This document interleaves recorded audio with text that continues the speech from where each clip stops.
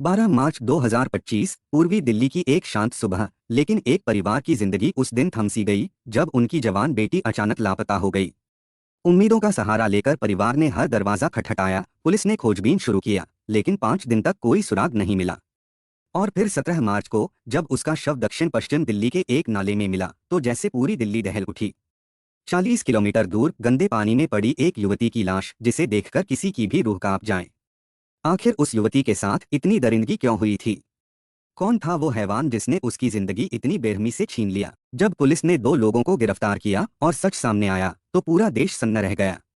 तो चलिए जानते हैं इस खौफनाक और रोंगटे खड़े कर देने वाली वारदात की पूरी कहानी, जो आपको अंदर तक झकझोर देगी। नमस्कार मेरे प्यारे भाइयों और बहनों, मैं विवेक कुमार। क्राइम की कहानी के नए एपिसोड में आप सभी लोगों का हार्दिक स्वागत है। कहानी में आगे बढ़ने से पहले आप लोगों से रिक्वेस्ट है कि मेरे दूसरे चैनल को सब्सक्राइब करना ना भूले। मेरे दूसरे चैनल का लिंक आपको डिस्क्रिप्शन बॉक्स में मिल जाएगा। साथ ही कृपया क्राइम की कहानी चैनल को सब्सक्राइब कर बेल आइकन जरूर दबा लें, ताकि मेरे हर वीडियो का नोटिफिकेशन आपको मिलता रहे। तो चलिए आज की कहानी शुरू करते हैं। उत्तर पूर्वी दिल्ली के सुंदर नगरी इलाके का 26 वर्षीय मोहम्मद आसिफ इस वक्त बेहद बुझा बुझा लग रहा था। उसकी आंखों में उदासी तैर रही थी और चेहरा किसी गहरी चिंता में डूबा हुआ था। मन में हलचल थी, लेकिन किसी काम में दिल नहीं लग रहा था। कैब ड्राइवर होने के बावजूद उस दिन वह कोई भी सवारी लेने के मूड में नहीं था। सुबह से मोबाइल की घंटियां कई बार बजीं, बुकिंग के अनुरोध आते रहे, मगर आसिफ ने एक का भी जवाब नहीं दिया। वह तो जैसे इस दुनिया से कटा हुआ था। शरीर बिस्तर पर था पर मन कहीं और भटक रहा था। नहाने धोने की बात तो दूर, उसने बिस्तर छोड़ने तक की जहमत नहीं उठाई। गुमसुम खामोश, जैसे किसी अजीब ख्याल की गिरफ्त में हो। उस ख्याल में क्या था यह शायद वही जानता था, लेकिन इतना जरूर था कि वह उसी में पूरी तरह डूबा हुआ था। उसका मोबाइल ठीक उसके सिरहाने पड़ा था, जिस पर एक मैसेज लगातार फ्लैश हो रहा था। अचानक उसकी नज़र उस पर पड़ी। उसने सुस्त उंगलियों से मोबाइल उठाया और मैसेज पढ़ा। यार, तुम्हें कितनी बार फोन किया है, तुम फोन ही नहीं उठा रहे हो। खैरियत तो है? हाँ कर मैसेज करना पड़ा है। फोन करके बताओ क्या बात है। आसिफ ने कॉल डिटेल्स में देखा। जुबैर की 4 मिस्ड कॉल थीं। आसिफ को हैरानी हुई। वह इतना परेशान था कि किसी की कॉल आने का भी पता नहीं चला। कुछ देर सोचने के बाद आसिफ ने आखिरकार जुबैर को फोन लगाया। जैसे जुबैर को यकीन था कि आसिफ का फोन आएगा, उसने झट से कॉल उठा लिया। हाँ आसिफ, कहाँ बिजी हो यार, मेरा फोन भी नहीं उठा रहे थे। बस ऐसे ही यार, आसिफ की आवाज बेहद धीमी थी। जुबैर ने उत्साहित अंदाज में कहा, चलो कनॉट प्लेस चलते हैं। मुझे पालिका बाजार से 2 जीन्स खरीदनी हैं। तुम जाओ जुबैर, मेरी कहीं आने जाने की बिल्कुल इच्छा नहीं है। क्यों, घर में पड़े पड़े क्या मुर्गी के अंडे दे रहा है? जुबैर झल्लाया, तू बोल दे, जहन्नुम भी चलना हो तो मैं तेरे साथ चल पड़ता हूँ। कहा ना जुबैर, मेरा मूड नहीं है, आज तू अकेला ही चला जा, आसिफ ने साफ शब्दों में कहा और फोन काट दिया। फोन मेज पर रखते ही उसने एक गहरी सांस ली और दोबारा अपनी सोचों में डूब गया। कुछ ही पल बीते थे कि बाहर के दरवाजे पर दस्तक हुई और अगले ही पल दरवाजा हल्के से खुला। जुबैर अंदर दाखिल हो रहा था। वह कुर्सी खींचकर बैठते हुए बोला, क्या हुआ है तुझे? आज पहली बार तूने मुझे कहीं चलने से मना किया है। तबीयत तो ठीक है? तबीयत ठीक है, आसिफ ने मरी सी आवाज में जवाब दिया। तो फिर ये चेहरा इतना बुझा बुझा क्यों है? ऐसे ही कुछ नहीं होता आसिफ। कुछ ना कुछ बात है जो तू मुझसे छुपा रहा है। कोई बात नहीं है जुबैर, मैं ठीक हूँ। जुबैर ने इस बार आसिफ का हाथ थाम लिया और जिद्दी स्वर में कहा, तुझे मेरी कसम है, बता क्या बात है। आसिफ ने एक गहरी सांस ली, जैसे बहुत कुछ भीतर दबा रखा हो, फिर धीमे से बोला, मैं कोमल को लेकर परेशान हूँ। जुबैर चौंका। कोमल, उससे क्या हुआ? तू तो उस पर जान छिड़कता है। वो कई दिनों से मुझसे बात नहीं कर रही है। आसिफ की आंखों में मायूसी उतर आई। कमाल है, जुबैर हल्की मुस्कान के साथ बोला, कहीं किसी घरेलू टेंशन में ना हो। शायद इसलिए दूरी बना ली हो। ये कोई टेंशन वाली बात नहीं लगती है। यही तो टेंशन है। आसिफ की आवाज टूटती हुई सी थी। वो अब मुझसे नहीं, किसी और लड़के से बातें करने लगी है। मैंने उसे खुद देखा है 2-3 बार। तूने कोमल से साफ साफ पूछा नहीं कि वो ऐसा क्यों कर रही है? जुबैर ने सीधे सवाल किया। पूछा है यार। आसिफ की आवाज और भी धीमी हो गई। उसका जवाब था, मैं किसी से बात करूं तो तुम्हें जलन क्यों होती है? मैं तुम्हारी दासी नहीं हूं जो तुम्हारे कहे पर चलूं। अब बता मैं क्या करूं? तू एक बार उससे मिल, उसे अच्छे से समझा, अपना दिल खोल कर रख उसके सामने। 4 साल की मोहब्बत है तेरी, पहला हक तेरा बनता है। वो तुझे धोखा नहीं दे सकती, जुबैर ने ठोस लहजे में कहा। वो फिर वही जवाब देगी, आसिफ ने बेहद निराश स्वर में कहा। देख आसिफ, जुबैर ने अब सीरियस होते हुए कहा, हमारी डिक्शनरी में एक ही बात लिखी है, जिसे चाहो उसे अपना बना। वो सिर्फ और सिर्फ तेरी होनी चाहिए। अगर वो ऐसा नहीं करती तो फिर उसके पर कतर दो। तू कहना क्या चाहता है? आसिफ ने चौंक कर उसकी ओर देखा। देख यार, आज तू कोमल से साफ साफ बात कर। पूछ ले उसके दिल में क्या है।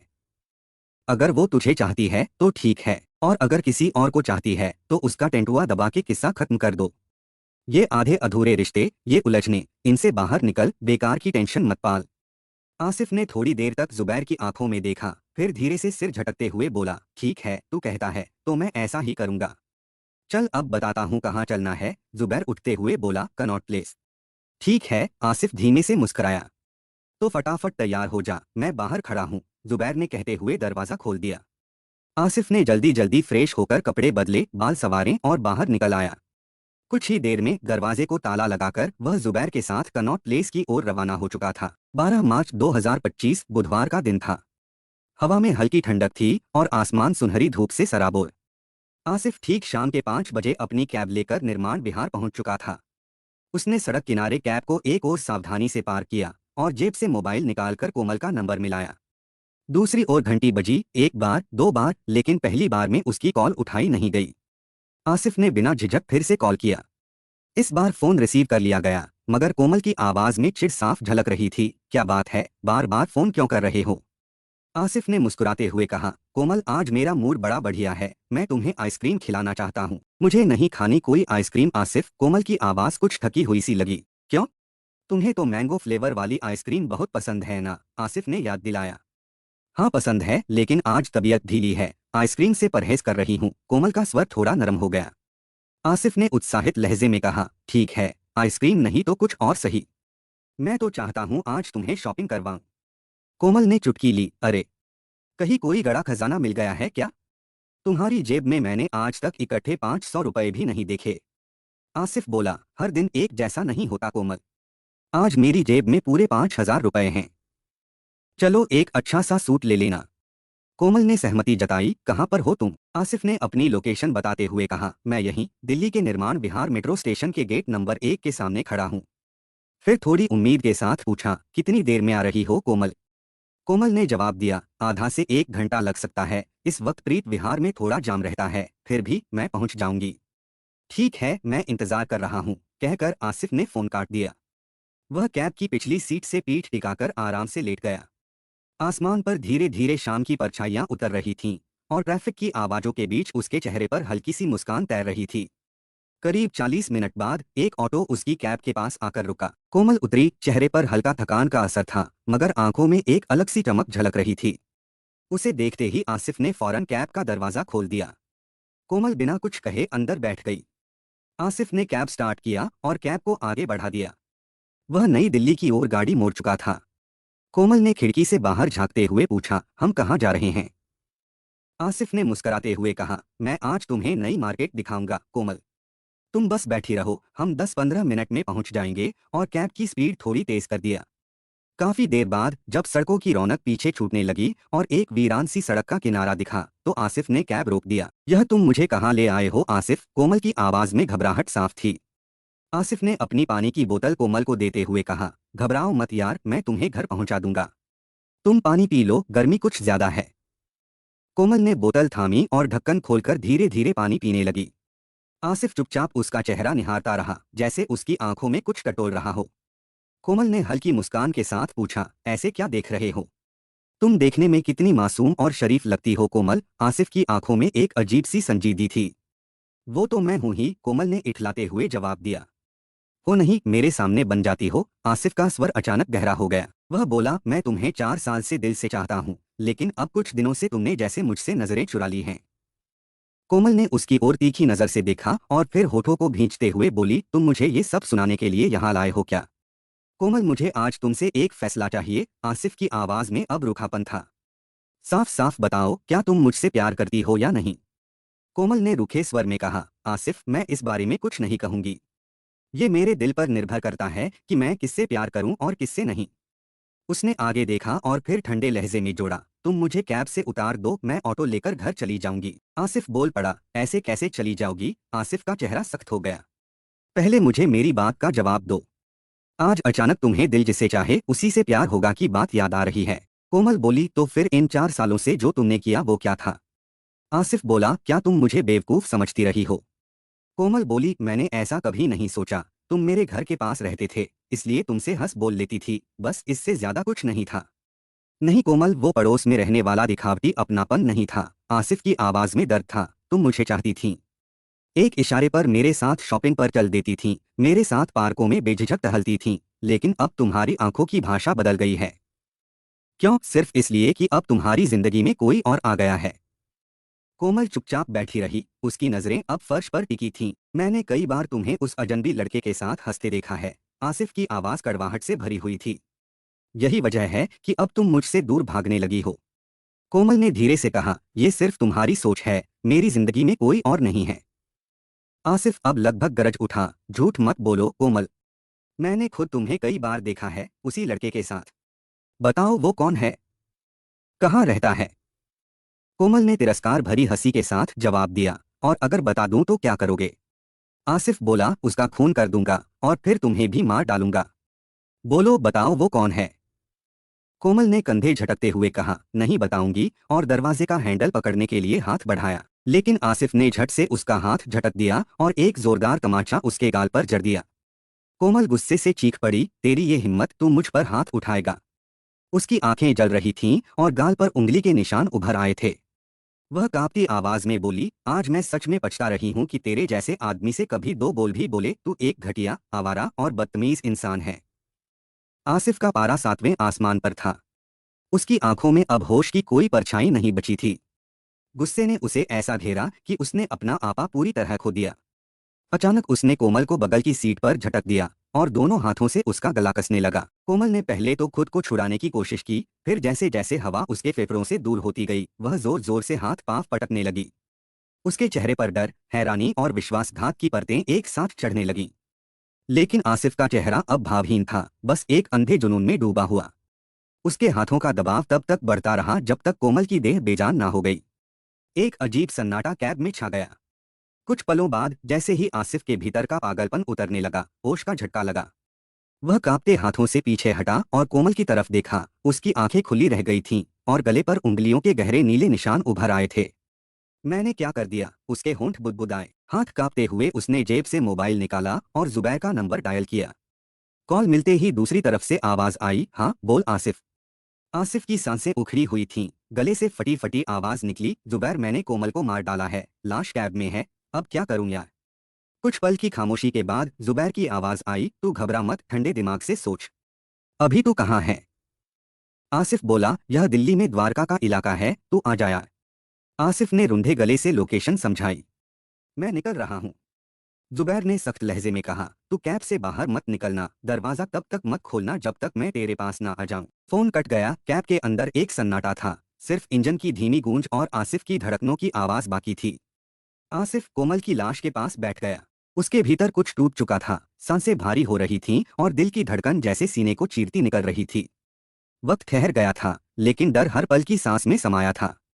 करीब 1 घंटे बाद एक ऑटो धीमे से पास आकर रुका। रात अब पूरी तरह जमीन पर उतर चुकी थी, सड़कें सुनसान थीं और हवा में एक अजीब सी घुटन थी। जुबैर ऑटो से उतरा, उसके हाथ में एक नायलॉन की रस्सी थी। जैसे ही वह कैब के पास आया, आसिफ की हालत में अटकी घबराहट कुछ कम हुई। बिना एक शब्द बोले जुबैर कैब में घुसा और कोमल की लाश के हाथ पांव कसकर रस्सी से बांध दिए। आसिफ बस चुपचाप देखता रहा, ना दोष स्वीकारने की ताकत थी, ना विरोध करने की हिम्मत। जुबैर ने धीमे मगर सख्त स्वर में कहा, आसिफ, हमें इसे किसी नदी नाले में फेंकना होगा।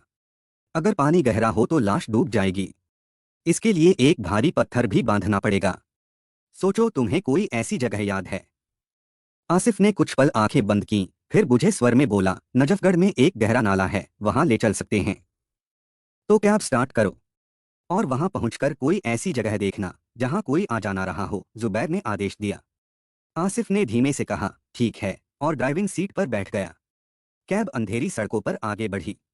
रास्ता लंबा लग रहा था, शायद इसलिए क्योंकि दोनों की सांसें अब अपराध के बोझ तले दब रही थीं। नजफगढ़ पहुंचकर एक सुनसान मोड़ पर आसिफ ने कैब रोक दिया। आसपास गहरा सन्नाटा था, ना कोई इंसान, ना कोई गाड़ी, सिर्फ दूर कहीं कुत्तों की भौंकने की आवाज। जुबैर झुका और नाले के पास एक बड़ा भारी पत्थर ढूंढ निकाला। उसे घसीटते हुए कैब के पास लाया और नायलॉन की रस्सी से कोमल की लाश के साथ मजबूती से बांध दिया। चल, उसने आसिफ को इशारा किया। दोनों ने कैब का दरवाजा खोला और लाश को उठाया। पत्थर के वजन के साथ उसका शरीर भारी हो गया था, लेकिन दोनों ने किसी तरह उसे नाले की ओर खींचा और एक आखिरी झटके में लाश को अंधेरे गहरे पानी में ढकेल दिया। पानी ने एक हल्की सी लहर दी, फिर सब कुछ शांत हो गया। जुबैर ने शांत लेकिन ठोस लहजे में कहा, अब कोमल की कहानी का लव चैप्टर यहीं खत्म हो गया है। कल से सामान्य जिंदगी जियो। रोज की तरह कैब चलाना शुरू करो ताकि किसी को शक ना हो। आसिफ ने चुपचाप सिर हिलाया, मानो खुद को उस अपराध का हिस्सा स्वीकार करने के सिवा अब कोई रास्ता नहीं बचा हो। दोनों बिना एक शब्द बोले कैब में बैठ गए। आसिफ ने इंजन स्टार्ट किया और कैब को सावधानी से नंद नगरी की ओर मोड़ लिया। चारों ओर रात का साया और अंदर अपराध का बोझ, दोनों ही भारी थे। उधर 12 मार्च 2025 की वही शाम, कोमल की मां विमला देवी की आंखें बार बार दीवार घड़ी पर टिक जा रही थीं। रात के 9 बजने को आए थे, लेकिन कोमल अभी तक घर नहीं लौटी थी। आमतौर पर तो वह शाम 7 बजे तक अंगद नगर स्थित अपने ऑफिस से लौट आती थी। विमला देवी के माथे पर चिंता की लकीरें गहराने लगीं। कमरे में हल्की सी बेचैनी तैरने लगी थी, जो हर बीतते मिनट के साथ भारी होती जा रही थी। उन्होंने रसोई से बाहर झांका और बेटे को आवाज दी, अजय, जरा इधर तो आ। अजय, जो ड्राइंग रूम में बैठा मोबाइल पर रील्स देख रहा था, आवाज सुनते ही उठा और मां के पास चला आया। हाँ मम्मी, क्या कह रही हो? बेटा, आज कोमल अभी तक घर नहीं आई है, 9:30 बजने को आ गए हैं। तू जरा मालूम तो कर वह कहाँ रह गई है। अजय ने सहज स्वर में कहा, मम्मी, कोमल अब बच्ची नहीं रही, शायद ऑफिस में कोई मीटिंग अटक गई होगी, आ जाएगी। लेकिन आंखों में हल्की चिंता जरूर थी। तू एक बार फोन तो कर ले बेटा। उसे कभी इतनी देर नहीं होती, मालूम करने में तेरा क्या जा रहा है। विमला देवी की आवाज में अब अधीरता थी। अजय ने अनमने ढंग से मोबाइल निकाला और कोमल का नंबर मिलाया। थोड़ी देर बाद फोन से ठंडी सी सूचना निकली, जिस नंबर पर आप कॉल कर रहे हैं वह इस समय स्विच ऑफ है। उसने 2 बार और प्रयास किया, लेकिन जवाब वही था। फोन बंद था। उसने मोबाइल एक तरफ रखा और गहरी सांस लेते हुए बड़बड़ाया, कोमल कहाँ रह गई है, फोन भी बंद आ रहा है। विमला देवी ने बेटे के चेहरे पर बढ़ती चिंता देख लिया। उनका दिल धक धक करने लगा। विमला देवी ने पूछा, क्या हुआ बेटा? अजय ने गंभीर स्वर में कहा, मम्मी, उसका फोन बंद आ रहा है, कुछ ठीक नहीं लग रहा। तू जा बेटा, पता कर, जवान लड़की है, जमाना बहुत खराब है। मेरी तो जान निकली जा रही है। विमला देवी की आवाज में कंपन था, आंखों में बेचैनी का सागर। अजय ने झट से कहा, मैं अभी देख कर आता हूँ मम्मी, और जल्दी जल्दी चप्पलें पहनकर घर से बाहर निकल गया। अजय अपनी बहन कोमल की 2-3 सहेलियों के नाम और घर जानता था। बर्थडे पार्टी या किसी जरूरी काम से कोमल उसे अपने साथ उन सहेलियों के घर ले जा चुकी थी। अजय ने कोमल की तीनों सहेलियों के घर जाकर दरवाजा खटखटाया। हर जगह से वही जवाब मिला, नहीं भाई, आज कोमल ना मिली, ना ही उससे बात हुई। उम्मीद की हर डोर धीरे धीरे छूट रही थी। निराश और बेचैन अजय अंगद नगर में स्थित उस ऑफिस की ओर बढ़ा जहां कोमल काम करती थी। वहां पहुंचकर देखा तो ऑफिस में ताला जड़ा था। भीतर घुप अंधेरा था, जैसे कई घंटों से कोई हलचल ना रही हो। अजय वहां से भी खाली हाथ लौटा। अब उसे समझ नहीं आ रहा था कि कहाँ जाए, किससे पूछे। हर वह जगह वह छान चुका था जहां कोमल के जाने की गुंजाइश होती, लेकिन कोमल कहीं नहीं थी। रात के 12:30 बज चुके थे। उसकी आंखों में नींद नहीं, बस बेहिसाब चिंता थी। अब उसे सिर्फ एक रास्ता सूझा, पुलिस। वह सीधे उत्तर पूर्वी दिल्ली के नंद नगरी थाने पहुंच गया। ड्यूटी पर तैनात अफसर ने उसे ऊपर से नीचे तक घूरा और पूछा, क्या बात है? अजय बोला, सर, मेरी बहन सुबह काम पर गई थी, लेकिन अब तक लौटी नहीं है। मैं उसकी गुमशुदगी की रिपोर्ट दर्ज कराना चाहता हूँ। अफसर ने ऊब भरे लहजे में कहा, देखो, किसी के गायब होने की रिपोर्ट 24 घंटे बाद ही लिखी जाती है। तुम्हारी बहन पढ़ी लिखी है, हो सकता है अपनी मर्जी से कहीं रुक गई हो। अभी वक्त दो, शायद खुद ही लौट आए। अगर नहीं आई तो कल रिपोर्ट लिख लेंगे। अजय का मन किया कि चिल्ला पड़े, लेकिन उसने खुद को काबू में रखा और निराशा के साथ थाने से बाहर निकल आया। उस रात कोमल घर नहीं लौटी। घर में एक सन्नाटा पसरा रहा, जैसे हर सांस घबराहट में डूबी हो। किसी को नींद नहीं आई। सुबह होते ही अजय ने फिर बहन की तलाश शुरू कर दी, लेकिन कोमल का कुछ पता नहीं चला। अजय इस बार अकेला नहीं था। अपनी मां की चिंता और खुद की बेचैनी लेकर वह कुछ रिश्तेदारों को साथ लेकर दोबारा नंद नगरी थाने पहुंचा। उम्मीद थी कि अब शायद पुलिस मदद करने को तैयार हो जाएगी। लेकिन इस बार उसे वहां से सीमापुरी थाने भेज दिया गया, यह कहकर कि मामला उस क्षेत्राधिकार में आता है। सीमापुरी थाने में अजय ने थके हुए स्वर में अपनी बहन की गुमशुदगी की रिपोर्ट दर्ज कराई। एफआईआर नंबर 126/25 पर कोमल का नाम दर्ज हुआ। अजय ने कोमल की तस्वीर दी, जिसे पुलिस ने जिले के हर थाने में फ्लैश कर दिया। लेकिन वक्त गुजरता गया, हर बीतते घंटे के साथ कोमल के वापस लौटने की उम्मीद भी कम होती चली गई। इधर 17 मार्च 2025 की सुबह 8:40 पर द्वारका जिले के थाना छावला में एक सूचना आई। नजफगढ़ नाले में एक लड़की की लाश तैरती देखी गई है। जगह थी बाड़ूसराय गांव के पास का सुनसान इलाका। छावला थाने के एसएचओ राजकुमार मिश्रा ने बिना समय गंवाए टीम को तैयार किया। एसआई दीपक, एसआई बहादुर, हेड कांस्टेबल भूपेंद्र, महेंद्र, हेतराम और एटीओ सुरेंद्र कुमार के साथ वे घटनास्थल की ओर रवाना हो गए। नाले के पास पहले से ही भीड़ जमा थी। पुलिस जैसे ही पहुंची, लोग चुप होकर पीछे हटने लगे। गंदे पानी में एक जवान लड़की की फूली हुई लाश उल्टी तैर रही थी। उसके हाथ पांव प्लास्टिक की डोरी से जकड़े हुए थे, जैसे किसी ने उसे जानबूझकर इस अंजाम तक पहुंचाया हो। एसएचओ मिश्रा ने फौरन एक पुलिसकर्मी को आदेश दिया जो तैरना जानता था। वह नाले में उतरा और धीरे धीरे बहाव में बहती लाश तक पहुंचा। लेकिन जब उसने लाश को खींचना चाहा, तो महसूस हुआ वह किसी चीज में बुरी तरह फंसी हुई थी। पुलिसकर्मी ने नाले की गहराई में हाथ डाला और महसूस किया कि लाश किसी भारी वस्तु से बंधी हुई है। सावधानी से उसने नीचे टटोला। वह एक बड़ा पत्थर था जो रस्सियों के सहारे शव से मजबूती से बंधा था। तुरंत उसने ऊपर इशारा किया। एक चाकू मंगवाया गया। पुलिसकर्मी ने पानी में ही पत्थर से जुड़ी नायलॉन की डोरी को काटा और फिर धीरे धीरे लाश को किनारे तक खींच लाया। बाकी पुलिस वालों ने मिलकर शव को बाहर निकाला और पास की जमीन पर लिटा दिया। एसएचओ राजकुमार मिश्रा ने जैसे ही शव की जांच की, मामला और गंभीर होता चला गया। वह एक युवा लड़की की लाश थी, उम्र लगभग 20 से 22 वर्ष। उसकी गर्दन पर गहरे निशान थे जो साफ दर्शा रहे थे कि मौत गला घोंटने से हुई थी। हाथ पांव नायलॉन की हरी रस्सी से बंधे थे और शरीर पानी में फूलकर विकृत हो गया था। सबसे विचलित करने वाली बात यह थी कि युवती की पैंट कमर से नीचे सरकी हुई थी। हालांकि शरीर पर और कहीं चोट या संघर्ष के कोई स्पष्ट निशान नहीं थे, लेकिन हत्या की क्रूरता साफ झलक रही थी। यह स्पष्ट था कि उसे किसी भारी पत्थर के साथ बांधकर पानी में फेंका गया था ताकि वह कभी सतह पर न आए। लेकिन पानी में फूलने से शव हल्का हो गया और ऊपर तैरने लगा। शव की तलाशी में पुलिस को कोई दस्तावेज या पहचान संबंधी चीज नहीं मिली। एसएचओ ने तत्काल फॉरेंसिक टीम को बुलाया और द्वारका जिले के डीसीपी अंकित सिंह को भी मामले की सूचना दिया। कुछ ही देर में वरिष्ठ अधिकारी मौके पर पहुंचे और शव का निरीक्षण कर आवश्यक निर्देश देकर लौट गए। इसके बाद फॉरेंसिक टीम ने अपने काम की शुरुआत किया। हर सुराग, हर रेशा, हर निशान को सावधानी से दर्ज किया जाने लगा। भीड़ अब भी घटनास्थल पर मौजूद थी। एसएचओ राजकुमार मिश्रा ने लोगों से शव की पहचान करने की अपील की, लेकिन हर चेहरा अनजानी घबराहट से भरा था। कोई भी उस लड़की को पहचान नहीं पाया। इससे अनुमान लगाया गया कि लाश को कहीं दूसरी जगह से लाकर यहां पर फेंका गया है। पुलिस ने घटनास्थल की छानबीन के बाद कागजी कार्रवाई पूरी किया और लाश को पोस्टमार्टम के लिए राव तुलाराम अस्पताल भेज दिया। थाने लौटकर इस अज्ञात युवती की हत्या का मामला दर्ज किया गया। अब सबसे अहम काम था मृतका की पहचान करना। पहचान के प्रयास में छावला और द्वारका क्षेत्र के चौराहों, दीवारों और सार्वजनिक स्थानों पर मृतका के पोस्टर चिपकाए गए। लेकिन 2 दिन गुजर गए और कोई भी सुराग हाथ नहीं लगा। पुलिस अपनी ओर से गहराई से तफ्तीश कर रही थी। तभी 19 मार्च को एक अहम जानकारी हाथ लगी। उत्तर पूर्वी दिल्ली के सीमापुरी थाने में कोमल नाम की एक युवती के अपहरण की रिपोर्ट 1 हफ्ते पहले दर्ज हुई थी। छावला पुलिस ने सीमापुरी थाने से रिपोर्ट की जानकारी ली और शिकायतकर्ता का मोबाइल नंबर हासिल कर कॉल मिलाई। उधर से धीमी और थकी हुई आवाज में जवाब आया, मैं अजय बोल रहा हूँ, आप कौन हैं?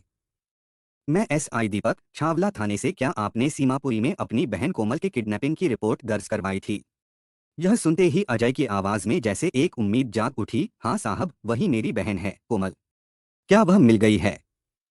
एसआई दीपक कुछ क्षण रुका, फिर धीमे स्वर में बोला, हमें एक लड़की की लाश नजफगढ़ ड्रेन से बरामद हुई है। कृपया आप राव तुलाराम अस्पताल की मोर्चरी में आकर शिनाख्त करें। यह सुनते ही अजय की आवाज भर्राने लगी। उसकी सांस रुक सी गई। कुछ पल बाद वह लगभग फूट पड़ने को था। मैं 1-2 घंटे में अस्पताल पहुंच रहा हूं साहब, अजय रो देने वाले स्वर में बोला और फिर कॉल कट होने पर वह अपने रिश्तेदारों के साथ राव तुलाराम अस्पताल के लिए निकल गया। 1.5 घंटे की बेचैन यात्रा के बाद अजय अपने परिजनों के साथ राव तुलाराम अस्पताल की मोर्चरी पहुंच गया। वहां एसआई दीपक कुमार और एटीओ सुरेंद्र कुमार पहले से मौजूद थे। उन्होंने गंभीर चेहरों के साथ उन्हें मोर्चरी के भीतर ले जाया, जहां स्टील की ठंडी स्लैब पर एक युवती का शव पड़ा था। चादर हटाई गई तो सामने कोमल का चेहरा था, पीला पड़ा मगर पहचानने लायक। कोमल की मम्मी और दादी एक ही पल में सब कुछ भूल गईं, पैर लड़खड़ाए और वे बेसुध होकर वहीं गिर पड़ी। अजय बुरी तरह फूट फूट कर रोने लगा। उसके आंसू थम नहीं रहे थे। गला रुंधा हुआ था, लेकिन उसने हिम्मत जुटाकर कहा, यह मेरी बहन कोमल है साहब, इसकी यह हालत किसने किया? एसआई दीपक ने संयम से जवाब दिया, हम जांच कर रहे हैं। जहां लाश मिली थी वहां के सीसीटीवी फुटेज खंगाले जा रहे हैं। लेकिन आपसे भी एक जरूरी सवाल है, क्या कोई ऐसा व्यक्ति है जिसे आप कोमल के दुश्मन के रूप में पहचानते हैं? अजय ने बिना सोचे जवाब दिया, दुश्मन तो नहीं, लेकिन एक युवक है जो काफी वक्त से कोमल के पीछे पड़ा था। मैंने उसे एक बार थप्पड़ भी मारा था जब वह कोमल का पीछा कर रहा था। एटीओ सुरेंद्र चौकन्ना हो गया। उसका नाम बताइए, उसने उत्सुकता से पूछा। अजय बोला, मोहम्मद आसिफ, मेरी ही गली में रहता है, पेशे से कैब ड्राइवर है। यह सुनते ही एसआई दीपक ने तत्काल छावला थाने को सूचना दिया। एसएचओ राजकुमार मिश्रा ने टीम को अलर्ट किया और एसआई दीपक से कहा कि वह अजय को साथ लेकर मोर्चरी के बाहर खड़ा मिले। कुछ ही देर में पुलिस जीप वहां आ पहुंची। उसमें एसएचओ राजकुमार मिश्रा और उनकी टीम मौजूद थी। अजय, एटीओ सुरेंद्र और एसआई दीपक को साथ लिया गया और उत्तर पूर्वी दिल्ली के सुंदर नगरी की ओर रवाना हो गए। रास्ते में ही छावला पुलिस ने सीमापुरी थाने को सूचित किया और उनसे भी एक टीम सुंदर नगरी भेजने को कहा। करीब 1 घंटे के भीतर छावला और सीमापुरी थाने की संयुक्त टीम ने अजय द्वारा बताए गए मोहल्ले में मोहम्मद आसिफ के घर को चारों ओर से घेर लिया। कोई भगदड़ या हड़बड़ी से बचते हुए पुलिस ने घर की घेराबंदी इस तरह किया कि मोहल्ले वालों को पहले तो कुछ समझ ही नहीं आया। जब दरवाजा खटखटाया गया तब आसिफ खुद ही दरवाजा खोलकर सामने आ गया। पुलिस ने बिना देर किए उसे हिरासत में ले लिया। एसएचओ राजकुमार मिश्रा ने उसकी जेब से मोबाइल फोन बरामद कर लिया और तुरंत उसकी कॉल डिटेल्स की जांच करवाई। कॉल रिकॉर्ड में 12 मार्च 2025 की शाम 5 से 6 बजे के बीच कोमल से हुई बातचीत के कई संकेत थे। यह जानकारी उसे सीधे शक के दायरे में ले आई। थाने पहुंचने के बाद आसिफ से सख्ती से पूछताछ की गई। पहले तो वह इधर उधर की बातें करता रहा, लेकिन जब सबूत सामने रखे गए तो धीरे धीरे टूटने लगा। उसने झुकी नजरों और कांपती आवाज में कबूल किया कि वह पिछले 4 साल से कोमल से बेपनाह मोहब्बत करता था। आसिफ ने कहा, हम दोनों में पहले सब ठीक था, लेकिन कुछ हफ्तों से कोमल किसी और लड़के से बात करने लगी थी। यही बात मुझे अंदर से खाई जा रही थी। मैंने जब उससे सवाल किया तो वह बोली वह जिसे चाहेगी उससे बात करेगी। उसका यह जवाब मेरे सीने में तीर की तरह लगा। उसने कांपती आवाज में आगे बताया, उस दिन जब कोमल ने मुझसे रिश्ता तोड़ने की बात की और बुरा भला कहा तो मुझसे रहा नहीं गया। मैंने गुस्से में उसका गला दबा दिया, वह ज्यादा विरोध भी नहीं कर पाई। जब वह मर गई तो मुझे समझ नहीं आया क्या करूं। घबराहट में मैंने जुबैर को फोन किया। आसिफ की निशानदेही पर पुलिस ओ ब्लॉक गली नंबर 2 में स्थित जुबैर उर्फ जावेद के घर पहुंची। उसके पिता का नाम मोहम्मद सलीम खान था। दबिश के वक्त जुबैर घर में ही मिला। उसे तुरंत हिरासत में ले लिया गया और सीमापुरी थाने लाया गया। पुलिस की पूछताछ में जुबैर ने भी अपना अपराध कबूल कर लिया। उसने विस्तार से बताया कि कैसे लाश को नजफगढ़ नाले में फेंकने से पहले हाथ पांव बांधे गए और भारी पत्थर के साथ बांधकर उसे डुबाने की कोशिश की गई। अगले दिन दोनों आरोपियों को सक्षम न्यायालय में पेश किया गया, जहां से उन्हें न्यायिक हिरासत में जेल भेज दिया गया। पुलिस ने कोमल का शव सभी कानूनी प्रक्रियाओं के बाद परिजनों को सौंप दिया। कहानी लिखे जाने तक पुलिस हत्या से जुड़े सभी पुख्ता सबूत जुटाने में लगी थी, ताकि अदालत में दोनों को सख्त से सख्त सजा दिलवाई जा सके। आज की कहानी बस यही तक। अब बारी कमेंट पढ़ने की है। ममता सिंह मैम ने कमेंट किया है, निर्दोष हो या दोषी किसी को भी इतनी बुरी तरह से मारना, इतना बड़ा अपराध करके बच नहीं सकते, इन्हें भी उसी प्रकार मौत देनी चाहिए। मैम, सही कहा आपने। जिसने इंसानियत को इस हद तक शर्मसार किया हो वो दया का हकदार नहीं है। मैम, आपके सपोर्ट और प्यार के लिए दिल से धन्यवाद। मीरा राय मैम ने कमेंट किया है, मैम आपके सपोर्ट और प्यार के लिए दिल से धन्यवाद। श्रेया वसानी जी ने कमेंट किया है, good afternoon sir. Good afternoon Shreya ji, आपके सपोर्ट और प्यार के लिए दिल से धन्यवाद। सिमरन कौर मैम ने कमेंट किया है, मैम आपके सपोर्ट और प्यार के लिए दिल से धन्यवाद। संजना मुखर्जी मैम ने कमेंट किया है, क्या स्टोरी है, श्वेता तो उसका हेल्प करती थी पर ये लड़के को अच्छे फ्रेंड का कद्र नहीं है। मैम, कद्र तो तब होती है जब समझ हो, वरना ऐसे लोगों को हीरे भी पत्थर लगते हैं। मैम, आपके सपोर्ट और प्यार के लिए दिल से धन्यवाद। रीता छेत्री मैम ने कमेंट किया है, कोई शब्द नहीं है इस कहानी के लिए। मैम, जो कहानी दिल को छू जाए वो अक्सर शब्दों में नहीं बंधती। आपके सपोर्ट और प्यार के लिए दिल से धन्यवाद। माला कुमारी राय जी ने कमेंट किया है, बहुत ही दुखद घटना। मैम, वाकई ऐसी घटनाएं इंसान को भीतर तक झकझोर देती हैं। आपके सपोर्ट और प्यार के लिए दिल से धन्यवाद। सुषमा शाह जी ने कमेंट किया है, बहुत ही दुख भरी कहानी है मैम, कई बार सच्चाई कल्पना से भी ज्यादा दर्दनाक होती है। आपके सपोर्ट और प्यार के लिए दिल से धन्यवाद। रोशनी मेहरा जी ने कमेंट किया है, हेलो विवेक भाई, good afternoon. Sister good afternoon, आपके सपोर्ट और प्यार के लिए दिल से धन्यवाद। जमुना अटलूरी जी ने कमेंट किया है, मोनिका बेकसूर मारी गई, दुखद घटना। सर, सच में बहुत दुखद है। एक मासूम की जान ऐसे चली जाए, ये समाज के लिए एक बड़ा सवाल है। सर, आपके सपोर्ट और प्यार के लिए दिल से धन्यवाद। दीपा सिंह जी ने कमेंट किया है, मैम आपके सपोर्ट और प्यार के लिए दिल से धन्यवाद। यास्मीन जी ने कमेंट किया है, कैसे कैसे जालिम लोग हैं, इस दुनिया में छोटे बच्चों को भी नहीं छोड़ते हैं। Yasmin from USA. Yes ma'am, बुरे लोग हैं पर अच्छे लोग भी हैं जो इन मासूमों के लिए लड़ते हैं।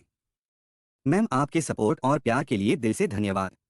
अनुज कुमार जी ने कमेंट किया है, प्यार में ऐसा ही होता है, दिमाग काम नहीं करता है। सर, आपके सपोर्ट और प्यार के लिए दिल से धन्यवाद। कल्पना लिंबू जी ने कमेंट किया है, मैम आपके सपोर्ट और प्यार के लिए दिल से धन्यवाद। ममता कुमारी जी ने कमेंट किया है, जब कमल ने खून करके गांव गया तो क्या उसके बेटे ने नहीं पूछा कि उसकी पत्नी कहाँ है। मैम पूछा तो होगा, लेकिन असली सवाल यह है कि कमल ने बेटे की आंखों में देखकर झूठ कैसे बोला होगा। आपके सपोर्ट और प्यार के लिए दिल से धन्यवाद। करिश्मा मौर्य जी ने कमेंट किया है, मैम आपके सपोर्ट और प्यार के लिए दिल से धन्यवाद। विनोद राजपूत जी ने कमेंट किया है, हम हैं विवेक भाई के डेली के स्टोरी सुनने वाले family members. From Ludhiana, Punjab, Vinod Rajput. बहुत बहुत धन्यवाद विनोद जी, और लुधियाना में पूरे परिवार को ढेर सारा प्यार। ऐसे सच्चे श्रोता मेरे लिए एक वरदान है। आप सबका साथ मेरे लिए बहुत मायने रखता है। लोकेन राय जी ने कमेंट किया है, मैम आपके सपोर्ट और प्यार के लिए दिल से धन्यवाद। इंदु शर्मा जी ने कमेंट किया है, डायन बेटी। मैम आपके सपोर्ट और प्यार के लिए दिल से धन्यवाद। राहुल जयकर जी ने कमेंट किया है, फर्स्ट लाइक कमेंट विवेक जी। सर, आपके सपोर्ट और प्यार के लिए दिल से धन्यवाद। फरहत खानम जी ने कमेंट किया है, फांसी दो जीतू महरा को। यस मैम, ऐसे दरिंदों को कड़ी से कड़ी सजा मिलनी चाहिए। कानून को सख्ती से पेश आना चाहिए ताकि और कोई ऐसी हिम्मत ना कर सके। मैम आपके सपोर्ट और प्यार के लिए दिल से धन्यवाद। सोनल करेलिया जी ने कमेंट किया है, मैम आपके सपोर्ट और प्यार के लिए दिल से धन्यवाद। समीर जी ने कमेंट किया है, hello sir. Hi sir, good afternoon, आपके सपोर्ट और प्यार के लिए दिल से धन्यवाद। एनी जी ने कमेंट किया है, बिल्कुल फजूल, इतनी कम उम्र में इश्क होता ही नहीं, अक्ल ना होने की वजह से, और दूसरी बात, एक लंबे अरसे साथ रहने से इंसान की हकीकत मालूम होती है, ना कि आंखों को देखकर। मैम शायद आप सही कह रही हैं, कम उम्र में जो इश्क लगता है वो कई बार महज एक ख्वाब होता है। मगर क्या करें, कुछ ख्वाब पूरे ना भी हों फिर भी जीने की वजह बन जाते हैं। और हकीकत जानने के लिए वक्त चाहिए, मगर आंखें भी कभी कभी बहुत कुछ बयां कर देती हैं, अगर देखने वाला समझदार हो। आपके सपोर्ट और प्यार के लिए दिल से धन्यवाद। वैशाली जी ने कमेंट किया है, again crime, from UP Bihar. Ma'am आपके सपोर्ट और प्यार के लिए दिल से धन्यवाद। डियर नाम के आईडी से कमेंट आया है, अगर जोसफ कामिनी को डिवोर्स दे देता तो अच्छा था, अब सारी उम्र जेल में रहेगा। जोसफ का ये स्टेप कंप्लीटली अनएक्सेप्टेबल था। आपके सपोर्ट और प्यार के लिए दिल से धन्यवाद। सिमन सावी जी ने कमेंट किया है, मैंने ये कहानी क्राइम पेट्रोल में देखी थी। यस मैम, क्राइम पेट्रोल में ऐसी केस स्टडीज बहुत अच्छे से दिखाते हैं। मैम आपके सपोर्ट और प्यार के लिए दिल से धन्यवाद। शजय जी ने कमेंट किया है, extra marital affair case again. Shajay ji आपके सपोर्ट और प्यार के लिए दिल से धन्यवाद। आना एहतशम नाम के आईडी से कमेंट आया है, very good story telling style. आपके सपोर्ट और प्यार के लिए दिल से धन्यवाद। मेरे कुछ भाई और बहन ऐसे भी हैं जो डेली के लिसनर है, हर वीडियो को देखते हैं और कमेंट करते हैं, जैसे सनी भंडारी जी, गणेश सौद जी, निर्मला अरबल जी, श्याम बहादुर गुप्ता जी, जहीर डॉन जी, गणपत सिंह भाटी जी, सुनीता जेटली जी, जे राठौर जी, कंचन पटेल मैम, तुलसी चौरसिया जी, मनोज प्रभाकर जी और सभी भाई बहनों को शुक्रिया जो मेरे वीडियो को लाइक, शेयर और कमेंट करते हैं। आप लोग ऐसे ही अपना प्यार बनाए रखिए, मैं आप लोगों के लिए रोज नए वीडियो लाता रहूंगा। कहानी को लास्ट तक सुनने के लिए आपका धन्यवाद। इस कहानी के बारे में अपनी राय कमेंट करके जरूर बताइएगा, और ऐसी ही अपराध की सच्ची कहानियों के लिए हमारे चैनल क्राइम की कहानी को सब्सक्राइब कर लीजिए। कहानी को लाइक और शेयर जरूर करें। धन्यवाद।